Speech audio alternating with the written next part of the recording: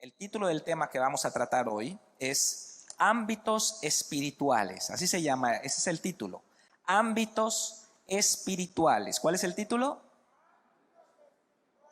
Ámbitos espirituales. Vamos entonces a la palabra Juan capítulo 6, versos 51 al 59. Dice la palabra de Dios así. Jesús está hablando y dice: Yo soy el pan vivo que descendió del cielo. Si alguno comiere de este pan, vivirá para siempre.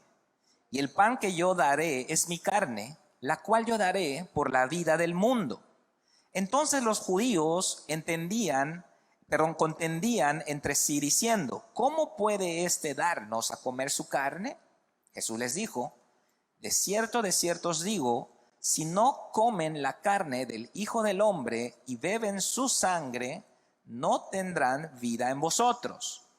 El que come mi carne y bebe mi sangre tiene vida eterna, y yo le resucitaré en el día postrero. Porque mi carne es verdadera comida y mi sangre es verdadera bebida. El que come mi carne y bebe mi sangre, en mí permanece y yo en él. Como me envió el Padre viviente y yo vivo por el Padre, asimismo el que me come, él también vivirá por mí. Este es el pan que descendió del cielo.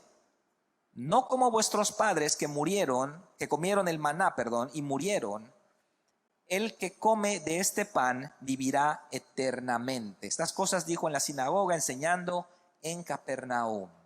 El que come este pan vivirá eternamente. Vamos a cerrar nuestros ojos y vamos a pedirle al Espíritu Santo que sea Él quien nos enseñe esta tarde. Gracias, Padre, por tu presencia en este lugar. Gracias por estos 13 años que estamos concluyendo el día de hoy. Padre, nos gozamos. Tu palabra dice que el justo por la fe vivirá y que no debe mirar hacia atrás. Solamente te damos gracias. Toda nuestra vida no está en el pasado, aún nuestros trofeos, nuestras victorias. No queremos deleitarnos en ellos, queremos mirar hacia adelante. Queremos reconocer que tú eres el pastor, el obispo de nuestras almas, y a ti te seguimos, Padre. Gracias por permitirnos servirte estos años aquí en este ministerio, que es una luz a los que viven en oscuridad, una bendición para muchas personas. Gracias por todos aquellos que han pasado procesos formativos y hoy forman parte de este cuerpo. Son miembros que tienen funciones importantes que hacen que todo el cuerpo bien coordinado, uniéndose a través de sus coyunturas, podamos ir creciendo en amor, siendo edificados en la casa espiritual y en la unción del Espíritu Santo. Gracias te damos, Padre. Bendice esta palabra en el nombre de Cristo Jesús. Amén y amén. Muy bien. Ámbitos espirituales es el tema del título de hoy. Perdón, es el título del tema de hoy, lo dije al revés. Qué difícil habrá sido para estos hombres haber escuchado estas palabras de Cristo. Hoy mismo yo estaba leyendo estas palabras y mi hijo Caleb me dijo: pero papá, ¿podemos ser caníbales? Porque es difícil entender lo que estamos leyendo desde una perspectiva física, natural. De hecho, las personas que estaban allá se enojaron, se indignaron diciendo: bueno, ¿cómo este puede darnos a comer su carne? ¿Qué le está pasando? ¿Quiere que practiquemos el canibalismo? ¿De qué se trata? No entendieron lo que Cristo estaba diciendo. Los discípulos tampoco lo entendieron. Los discípulos fueron también confrontados por esta palabra. Dura es esta palabra, dijo Pedro después, ¿quién la puede oír? Jesús les dijo: bueno, si ustedes quieren irse también, pueden hacerlo. Parece que Jesús estaba arruinando su popularidad, que en este punto era sumamente grande. Días atrás acababa de alimentar a los 5,000, había repartido mucha comida para mucha gente, sobró, lo pusieron en canastas y la gente estaba planeando hacer un partido político y poner a Cristo en la cabeza, ¿no? Ellos querían que Cristo les gobernara. Entonces la popularidad de Jesús está en su punto máximo. Jesús ya no podía, dice la Biblia, entrar abiertamente a las ciudades, porque entonces la gente se aglomeraba alrededor de él. Él tenía que pues andar escondidamente para que no tenga problemas con las multitudes.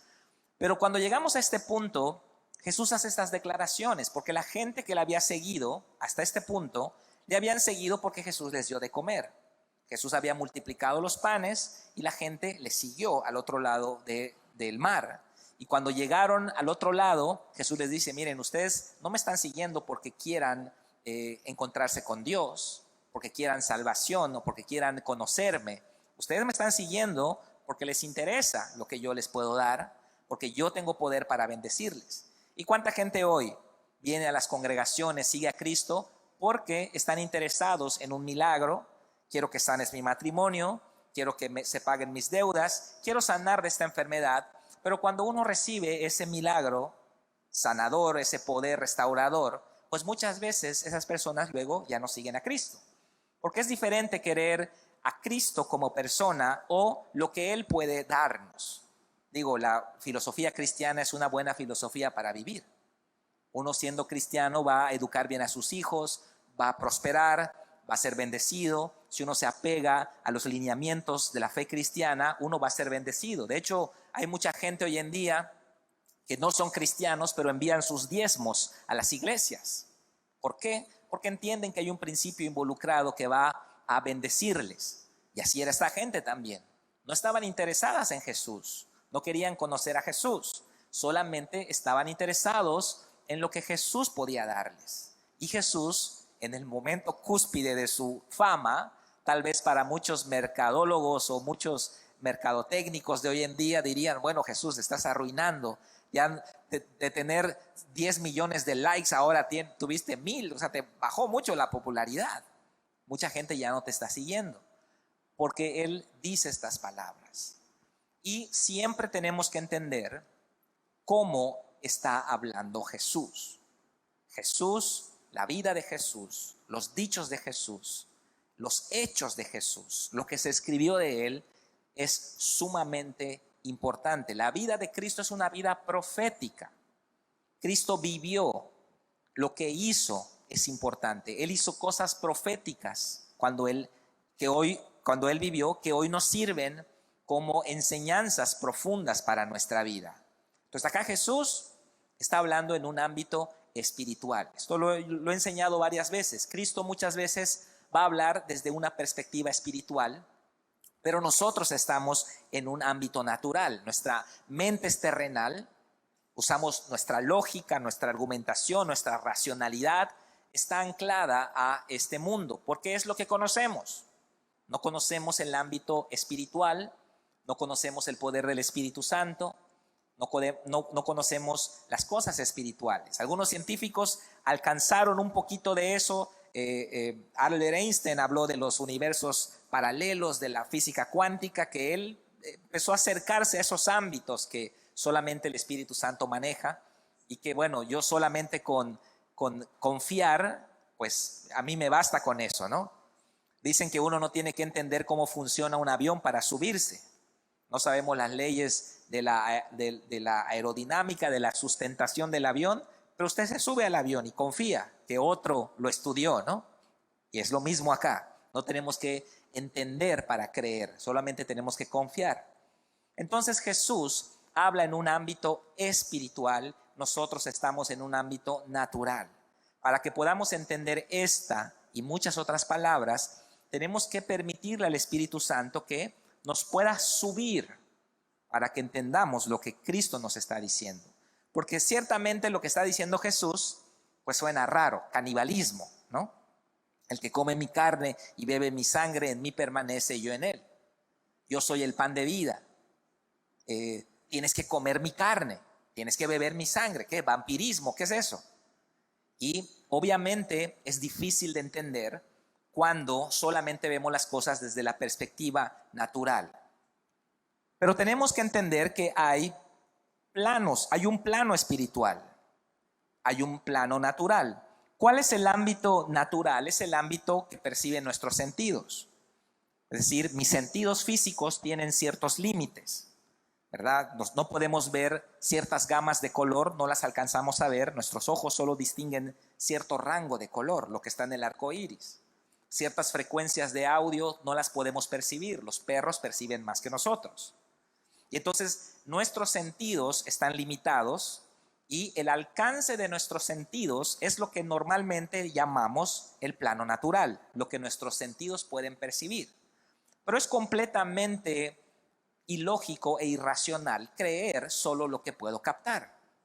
A veces tenemos nuestros celulares, estamos en algún lugar y preguntamos al mesero o en algún lugar, ¿tiene red Wi-Fi? Y entonces sí nos dice, aquí está la red, pero tu celular no lo detecta.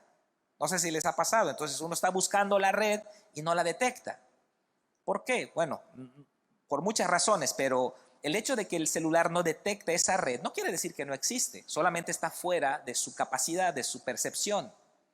Y tampoco reflejadas ambas cosas. El reino de las tinieblas se puede reflejar en una vida.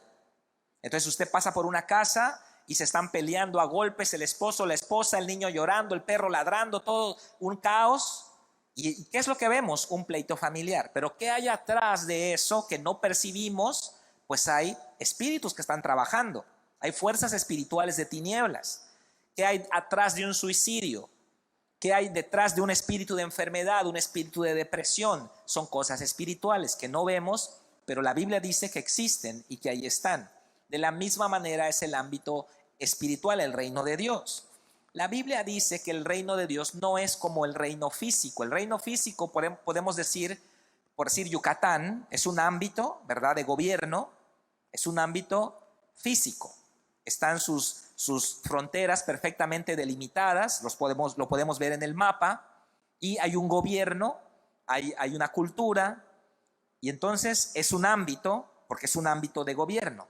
Pero por ejemplo, si vamos a otro estado, no sé quiénes han experimentado esto, que sienten un cambio, incluso uno puede estar manejando y siente un cambio en lo espiritual, porque hubo un cambio de la zona geográfica. Mucha gente me ha dicho que está aquí en Yucatán, que viene de otras partes, me dice, yo siento que estoy en otro país, no siento que estoy en México, porque es un ámbito físico que tiene un reflejo espiritual. Pero el reino de Dios no es físico, no está delimitado. La Biblia dice en Isaías que el reino de Dios se dilata. Lo dilatado de tu imperio no tendrá fin. El reino de Dios se dilata, se contrae. Es decir, sabemos la dilatación de los metales que a veces se expanden y luego se contraen. Entonces, por ejemplo, ahora está el reino de Dios acá, se dilató, llegó. Pero nos vamos y entonces el reino de Dios ya no queda acá, se va con cada uno de ustedes a su casa. Entonces el reino de Dios es como que es dinámico, como que se mueve. Así es el reino de Dios. Y Jesús siempre habla del reino de Dios. Ahora, ¿cómo lo vamos a aplicar en nuestra vida? Ahí es donde necesitamos la sabiduría del Espíritu Santo. Ok, nosotros somos los únicos seres creados, dice 1 Tesalonicenses 5:23. Somos los únicos seres creados que podemos estar en ambos ámbitos al mismo tiempo. Por ejemplo, Satanás es un ser espiritual. Satanás no puede afectar el reino natural directamente. Directamente no puede. Satanás no puede darme una bofetada a mí directamente. No lo puede hacer porque está fuera de su alcance. Pero sí puede usar a una persona para hacerlo. Eso sí lo puede hacer. Puede engañar a alguien, puede enojar a alguien y puede impulsarlo a que venga y me dé una cachetada. Eso sí se puede. Pero él directamente no puede actuar. Los ángeles directamente no pueden actuar. Solo están confinados a un reino. Nosotros somos los únicos seres creados a imagen y semejanza de Dios. Solamente nosotros. ¿Qué privilegio tan grande tenemos? Amén. Los ángeles, los demonios principalmente, se llenaron de celos cuando miraron al hombre ser creado. Porque según la Biblia, 1 Tesalonicenses 5:23, dice que somos un conjunto de tres partes. Somos seres tripartitos. Como tenemos un Dios trino, fuimos creados a imagen y semejanza de Dios y somos tripartitos. Somos espíritu, alma y cuerpo. Y para no entrar en ese tema que es muy amplio, solamente vamos a decir que el cuerpo, el alma es usted. Usted es el alma. ¿Ok? ¿Quién es Carlos Cruz? Bueno, el alma es, porque esto que usted ve es el cuerpo, es el vehículo, pero no soy yo, es mi cuerpo. El alma, la persona que vive acá adentro, la que le da vida a este cuerpo y la que mueve este cuerpo, ese soy yo, el alma. Pero así como tengo un cuerpo que anda en el ámbito natural, también tengo un cuerpo que anda en el ámbito espiritual. Ese es mi espíritu. Entonces yo mismo, cada uno de ustedes como hijos de Dios, somos simultáneos. Estamos en el ámbito natural y estamos en el ámbito espiritual también. Por lo tanto, lo que usted hace es importante, tiene trascendencia. La gente que no conoce a Jesús tiene su espíritu completamente muerto, completamente dormido. Tiene su espíritu completamente influenciado por el ámbito de tinieblas. Por eso Jesús le llama muerto. Deja que los muertos entierren a sus muertos. Están muertos, también están perdidos. Pero cuando nacemos de nuevo, nuestro espíritu es vivificado por el poder del Espíritu Santo y entonces empezamos a vivir una vida nueva en el ámbito espiritual. Así que yo mismo, si pudiéramos imaginar una línea divisoria acá, vamos a pensar, este púlpito es una línea divisoria, yo mismo estoy en el cuerpo, físicamente hablando, puedo interactuar con ustedes, puedo tomar mi taza de café, puedo conversar con ustedes, pero también al mismo tiempo estoy en el espíritu también. Pero acá es donde entro en comunión con Dios. Hay momentos cuando estos dos se conectan tanto. Por ejemplo, cuando estamos en la adoración, llegamos, ¿no? A lo mejor tuvimos una discusión en el coche, estamos ahí pues poquito enojados, entramos a la iglesia, estamos sentados mirando y estamos en la carne, estamos conscientes. Estoy acá, kilómetro 10.2, carretera Mérida-Cancún, hay tal temperatura, no sé, estamos acá, ¿ok? Pero empieza la adoración y empezamos a adorar y no nos damos cuenta que empezamos a pasarnos a este otro lado. Y hay momentos tan intensos que estamos adorando, que ya usted perdió el sentido de que está en Yucatán. Ya usted ya se perdió en la presencia de Dios. ¿Por qué sucede eso? Porque somos espirituales también. Y cuando Jesús habla de este tipo de cosas, Él está hablando de ámbitos espirituales. Hacemos cosas en lo natural que afectan en lo espiritual. Es lo que yo llamo el principio del espejo, ¿verdad? Si usted se para en un espejo, va a tener el espejo acá a un lado, entonces lo que usted haga es lo que hace el espejo, es su reflejo. Recuerdo que en el básquetbol hay una práctica, para cuando entrenan básquetbol, que ellos dicen, hacen espejo.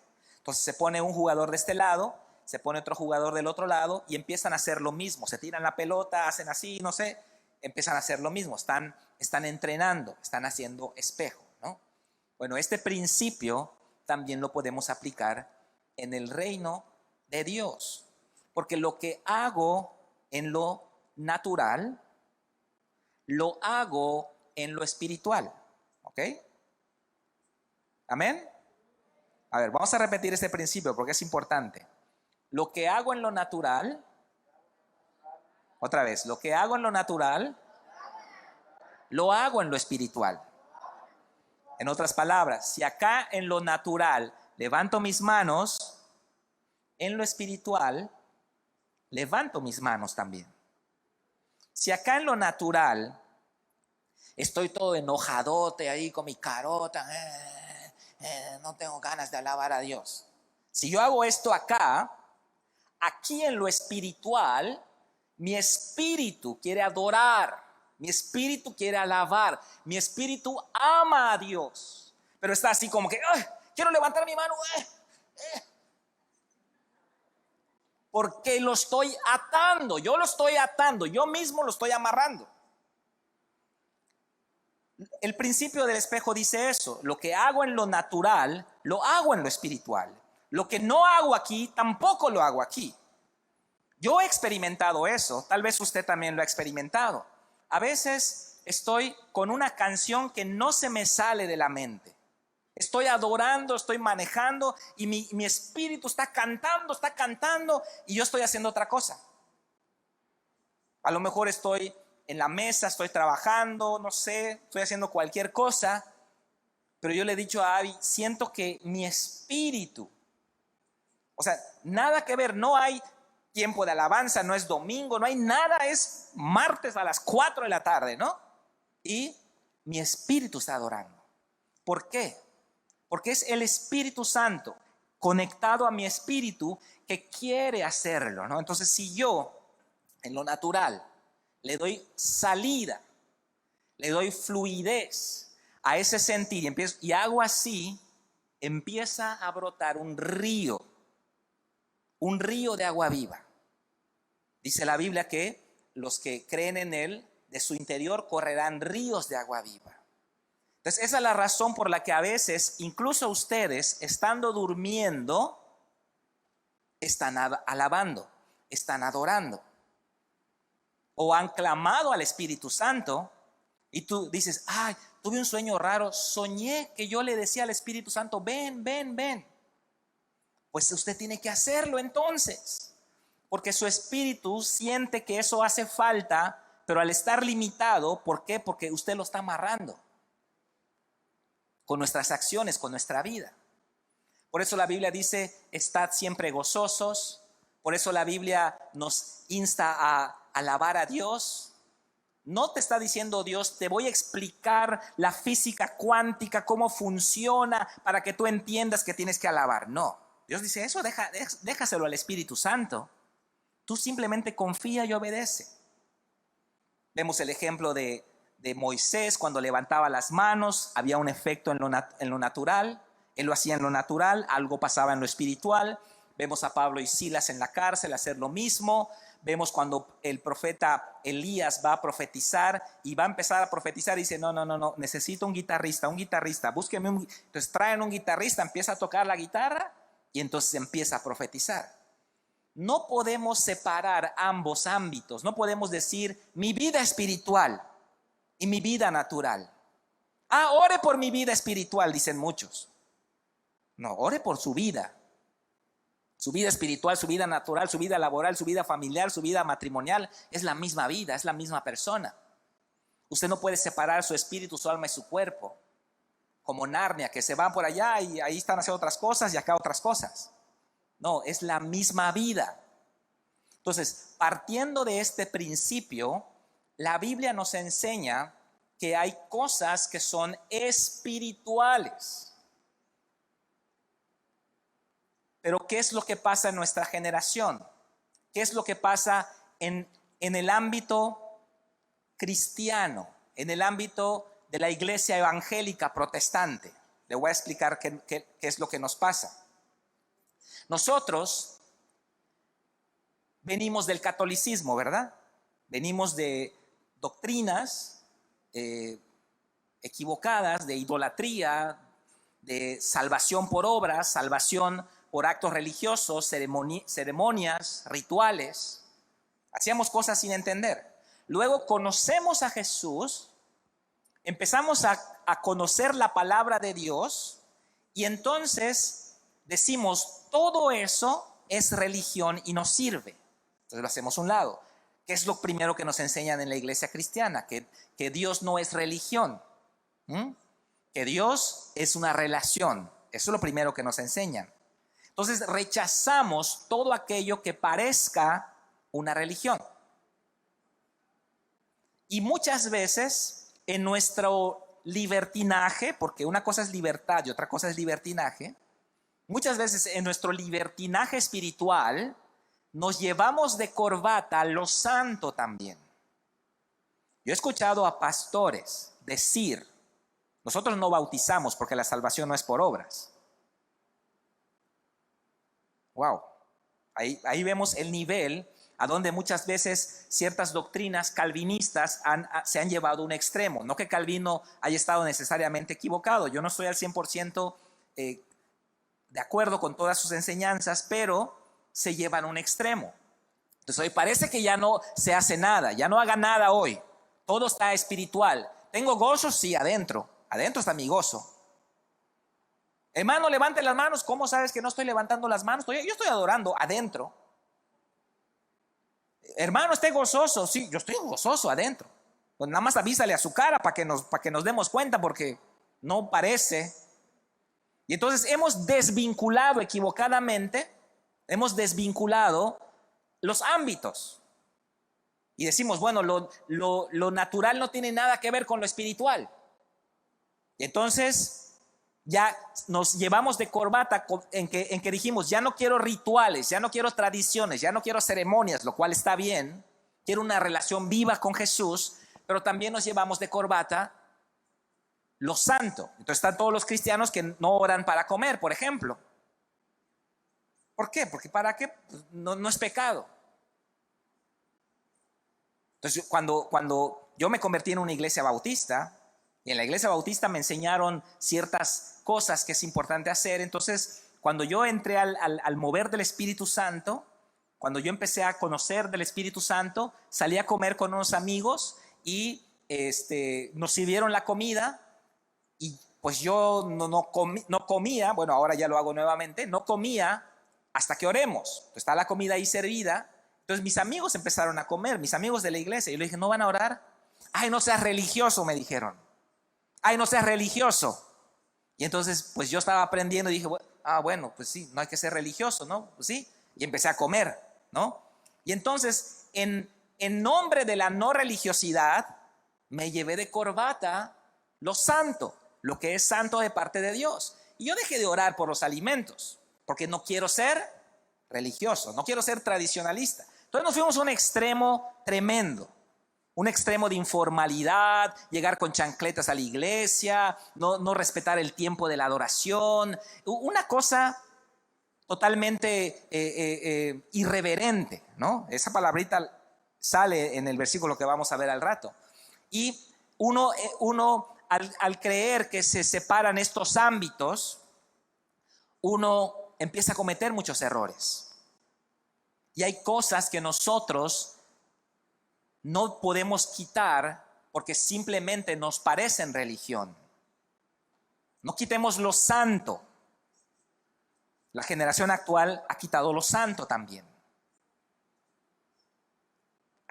Antes había respeto, y ahora lo voy a explicar, por la reunión. Hoy no hay respeto por la reunión, ¿no? Antes se iba a un extremo. No toques el altar, no toques el altar. Tiene que ser, el altar es santo, no lo toques.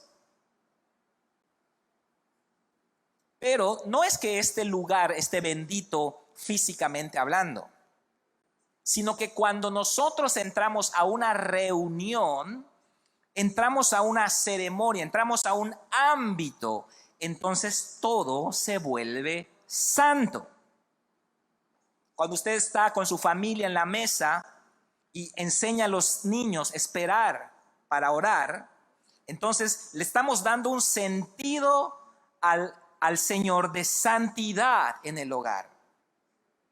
Entonces, yo cometí ese error. No quiero ser religioso. Entonces empecé a hacer muchas cosas irreverentes para no ser religioso. Nosotros tenemos que aprender cómo funcionan estos ámbitos.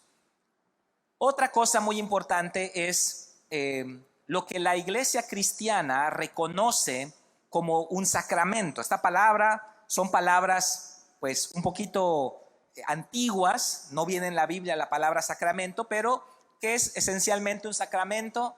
Es una ceremonia de santificación de algo. En la iglesia católica está la primera comunión, está la confirmación, está la extrema unción, la unción de los enfermos, el matrimonio, el bautizo, son sacramentos. Nosotros los cristianos, los protestantes, los reformadores desde el siglo XVI para acá, reconocieron que solamente hay dos sacramentos, que ¿Cuáles son esos dos sacramentos? Es el bautizo y la Santa Cena. ¿Qué es un sacramento? La palabra sacramento significa un medio para ser santo, un medio para alcanzar santidad. Sacro, sacrum, santo, medium, medio. Sacro, sacramento. Eso es lo que significa, un medio para alcanzar santidad. Ahora, ¿cómo compaginamos esto con lo espiritual? Porque estoy cerrando la enseñanza, lo que dijo Jesús en Juan capítulo 6. ¿Cómo lo unimos todo? Porque Jesús nos está hablando de comer su carne y beber su sangre. Entonces, un sacramento es un medio físico que utilizamos. Por ejemplo, hoy, si alguien puede acercarme un pan y una botellita de jugo de uva, para que yo haga un ejemplo, por favor. Hoy vamos a participar de la Santa Cena. Entonces tenemos estos dos elementos que son el pan y el jugo de uva. A lo mejor usted compró el jugo de uva en Oxxo, a lo mejor es marca, no sé, Jumex o cualquier otro jugo. Nosotros la tesorera lo compró, no sé, en Walmart, en Oxxo, no sabemos en dónde. ¿Y qué es? Es un elemento físico común y corriente, no es bendito, no es místico, no tiene ninguna sustancia, simplemente es jugo de uva, gracias. Entonces, pero, aquí viene la cosa importante, pero cuando estamos en un ámbito espiritual, cuando entramos a una ceremonia, cuando entramos a un lugar de comunión con el Espíritu Santo, entonces cobra valor esto. Cobra valor esto. Y esto se conecta, aquí estoy en el ámbito natural, esto se conecta con una realidad espiritual en el reino de Dios. Es decir, este es un medio nada más. Es un medio simbólico. Pero cuando nosotros entramos a una ceremonia, cuando entramos a un ámbito de comunión, esto cobra valor. Mi fe le da valor a esto. Muchas veces terminamos la Santa Cena, terminamos la reunión y sobran de estos vasitos. Y los niños nos dicen, ¿podemos tomarlos? Sí, empiezan a tomarlos. Porque ya no estamos en el ámbito. ¿Me explico? Ya estamos afuera del ámbito. Y entonces esto es lo que normalmente es. Pero cuando estamos en el ámbito, nuestra fe le da valor. Y lo que su fe le da valor, el Espíritu Santo le da valor. Y siguiendo el principio del espejo que yo le decía, lo que hago en lo natural, lo hago en lo espiritual. ¿Ok? Lo que hago en lo natural, lo hago en lo espiritual. Lo que tomo en lo natural, lo tomo en lo espiritual. Solo que aquí la realidad, aquí el símbolo, aquí el elemento. Pero cuando yo hago así, acá, hago así, acá. Solo que acá tengo la realidad. ¿Cuál es la realidad? La sangre de Cristo. Esa es la realidad. Aquí participo del pan. Estoy en un ámbito espiritual, estoy en una ceremonia de Santa Cena, participo del pan acá, pero acá participo del cuerpo de Cristo. Eso es lo que sucede en la Santa Cena. Por eso quiero que leamos nuevamente el versículo 56.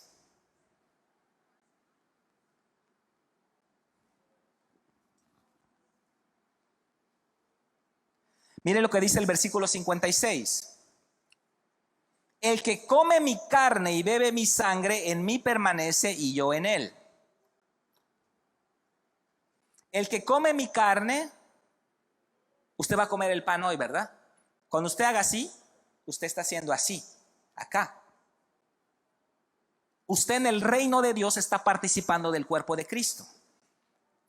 No creemos en la transubstanciación. La transubstanciación es la creencia de que el pan y el jugo de uva en el momento de comerlo se convierte físicamente en el cuerpo de Cristo. Esto no es ni siquiera científico, eso es totalmente equivocado.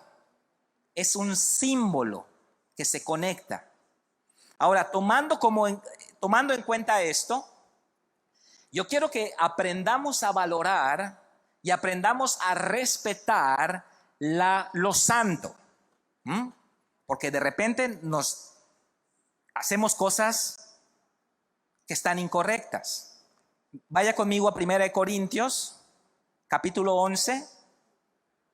1 Corintios, capítulo 11, versículo 27. Aquí el apóstol Pablo está regañando a los corintios porque ellos no están teniendo el entendimiento de lo que yo le estoy diciendo. Ellos piensan que la Santa Cena era como sus fiestas paganas, ¿no? Como la fiesta del santo patrono, la Santa Cena. Vamos allá, las cervezas, la cumbia. Ellos pensaban que la Santa Cena era lo mismo. Y Pablo les dice, cuidadito, porque acá estamos entrando al reino de Dios. Estamos entrando a la mesa del Señor. Amén. Estamos entrando a la mesa del Señor. Entonces hay que hacerlo conscientes, con el entendimiento de lo que estamos haciendo. No solamente entrar por entrar y hacerlo por hacer. No es un ritual. No es una tradición. Tiene valor, tiene sustancia, tiene poder, si lo hacemos de la manera correcta. Dice el versículo 27, de manera que cualquiera que comiere de este pan o bebiere esta copa del Señor indignamente, será culpado del cuerpo y de la sangre del Señor. La palabra indignamente en el original griego significa irreverentemente. Cualquiera que no esté entendiendo lo que está haciendo, y es un pedazo de pan, miserable pedazo, que no esté discerniendo, que no esté comprendiendo, entendiendo lo que está haciendo y lo haga mal, sin respeto, que lo haga sin la conciencia de lo que significa, dice, será culpado del cuerpo y de la sangre del Señor. Por tanto, pruébese cada uno a sí mismo y coma así del pan y beba de la copa. Porque el que come y bebe indignamente, sin discernir el cuerpo del Señor, juicio come y bebe para sí, por lo cual hay muchos enfermos y debilitados entre vosotros, y muchos duermen. Si pues nos examinásemos a nosotros mismos, no seríamos juzgados, mas siendo juzgados somos castigados por el Señor para que no seamos condenados con el mundo. O sea, Pablo está corrigiendo a la iglesia de Corinto, y les está diciendo, ustedes no han entendido lo que están haciendo en la Santa Cena. Ustedes llegan, echan relajo, no le dan la seriedad, están con sus cosas, con sus chismes. Y algunos hasta se emborrachaban en la Santa Cena, porque ellos usaban vino literalmente. Vamos a ponernos a cuentas con Cristo. Vamos a entrar a un ámbito espiritual. Si puede venir el grupo de alabanza, vamos a entrar a un ámbito espiritual en este momento. Vamos a conectarnos con Cristo, con el reino de Dios. Acuérdense, lo que hago en lo natural, lo hago en lo espiritual. Lo que tome yo en lo natural, lo voy a tomar en lo espiritual. Lo que coma yo en lo natural, lo voy a comer en lo espiritual. ¿Es importante lo que hago en lo natural? La respuesta es sí, sí es importante. ¿Es importante levantar las manos en la alabanza? Sí lo es. ¿Es importante ponerse de rodillas en la casa para orar? Lo es. ¿La postura que yo tengo es importante? Es importante. Mi postura espiritual, incluso la forma en que yo, a través de mi imagen, de mi vestimenta, honro al Señor, también refleja lo que hay en nuestro corazón. No echemos a un lado lo santo en aras de la libertad. Sonó como poemas. No echemos a un lado lo santo con tal de no ser religioso. Yo no soy religioso. Yo sé que no eres religioso. Yo tampoco, no quiero serlo. Eso no quiere decir que voy a hacer a un lado lo santo. Voy a participar de la Santa Cena cuando el Señor regrese. Vamos a seguir participando.